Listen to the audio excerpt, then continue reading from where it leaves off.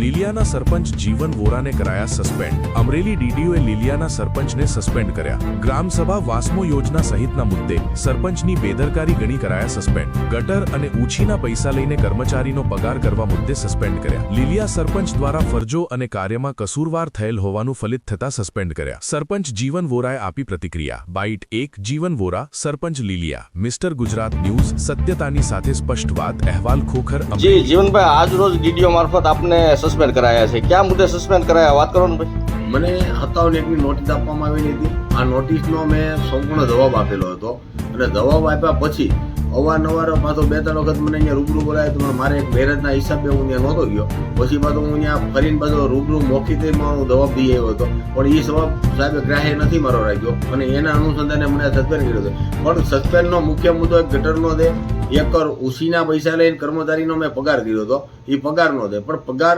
માટેથી એવું હતું કે અમને જે ઓક્ટ્રોય ગ્રાન્ટ 92,000 રૂપિયા આપે છે અને એ આજે છેલ્લા 9 મહિનાથી 92,000 રૂપિયાનો હપ્તો જે આપે છે ને એ પણ નથી મળ્યો। તો હવે તો આવી પૈસાની ને એવી વ્યવસ્થા ન હોય, એ છતાંય અમે પંચાયતનો કર્મચારીના પગારોથી માનીને આ તે અમે શાંતિપૂર્વક બધું વ્યવસ્થિત ચલાવી હતી। બાકીનું ગટર છે તો ગટર હું નહીં, પણ ગામની અંદર તમે પૂછો કે દિવાળીની અંદર અમે રાત દિવસ રાત્રે અમરેલીથી માણસો લાવીને ગટર સફાઈ કરાવતા। હવે આ ગટરની વસ્તુ એવી છે કે છેલ્લા 12-13 વર્ષથી ગામની અંદર ગટર આવી છે, હાઈકોર્ટમાં આનું પીએલી થયેલું છે। પછી આ ગટર માટેથીનો 2 અગાઉના સરપંચો એનથી પણ આ નથી થયું અને મારથી કામ નથી થયું અને ગટરનું નહોતું થતું, એટલે સરકારે અત્યારે હાલમાં 11 કરોડ રૂપિયા નવા આપ્યા છે।